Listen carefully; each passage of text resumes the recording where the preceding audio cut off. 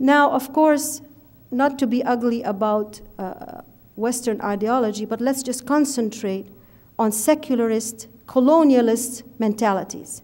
This is, the colonialism was the biggest hurdle that wanted to hold back the resurgence, whether it be by men or by women.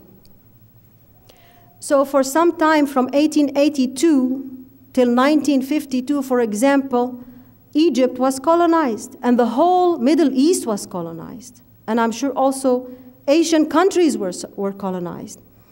The reason being, let us alter all the educational system, all the social values, and make a revolution in ideas so that people will forget totally about Islam and let them try to be sucked into our own secular ideology.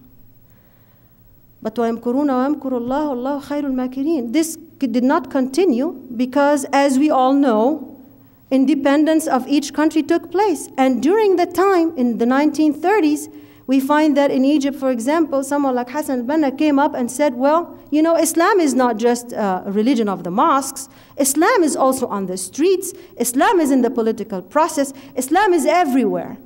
Wake up, you people. Do something about it. Now, and when he did that, it wasn't just the men's or the brothers' movement, but it was also the sisters' branch movement that took upon itself to start moving. So we have figures that are quite confusing, like Huda Sha'arawi, for example. She came out and said, she was educated, of course, by Westerns. She was in Europe for a while. Her father and her husband were both pashas, and they were cronies of the Western system, of the British colonial system. So she, because she was wearing the veil, they connected the veil to mental backwardness. See where the confusion comes in. So ناقصات عقل ودين really keeps reverberating because of that incident and other incidents. And then we have someone like Safiya Zaghloul, the wife of Saad Zaghloul, whom they claim in 1919 created a revolution, a nationalistic revolution, which it wasn't, because they always say, well, the Muslim brothers didn't do anything. It was just those nationalistic people. He did nothing, you see, because this woman came, as she came from Europe, she stood there in the middle of the mobs with her veil and her cover, and she said, down with the veil, down with the veil. She took off her veil, and she took off her scarf, and of course, we are like parrots. We were sitting there, standing there. Every woman took off the veil and took off the cover. Because now they associated the veil, taking off the veil, with liberty, liberation, and freedom. Now we dig deep into history because we like to know. Then what happened? Did the Muslim women take it? No.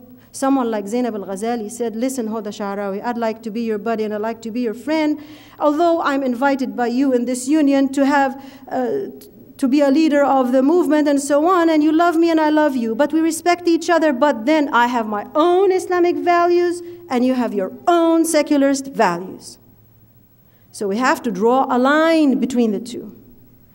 And she was imprisoned and she was tortured for the sake of Allah subhanahu wa ta'ala. Give up your ideas? No. Give up your values? No. She was suffering for it. And a lot of other women came and did the same thing. The whole branch was dedicated to supporting the brothers that were now thrown in prison. You see? And we look and say, subhanallah, new sahabiyat, new companions that are coming here to save and rescue the Muslim Ummah and its women's liberation movement. It was not a one-sided movement. And I like to say that continued. And we still have figures up till this day, like, for example, Zuhaira Abdin, who has also constructed many. She was given the highest degrees in medicine from Europe and here and there. She was honored by the late Anwar Sadat. And she was also given a lot of other honors, taking in the orphaned and the destitute, and helping in all kinds of charitable ways. The movement continues. Someone like Safinaz Kazim, for example, who came here and lived for a while in the West and then said, well, I don't hate the West, but I hate the values of the West. I hate the secular ideas of the West. And we see that this liberty of taking off your clothes and walking around in a bikini or otherwise, showing off yourself like that, is animalistic. And we feel that's dehumanizing for human dignity, she said. And that was in a very infamous video called The Sword of Islam. So here are the women speaking out, moving on.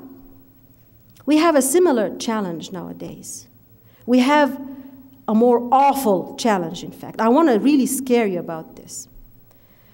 Because, you know, who's guiding the United Nations? And if I'm being observed, surveyed, quoted on video, I have nothing to fear. I have written that in Arabic, in black and white, and I don't care about it. And I wish one day I would die as a martyr. If I could die as a shaheed, that would be a good cause to die for, defending Islam.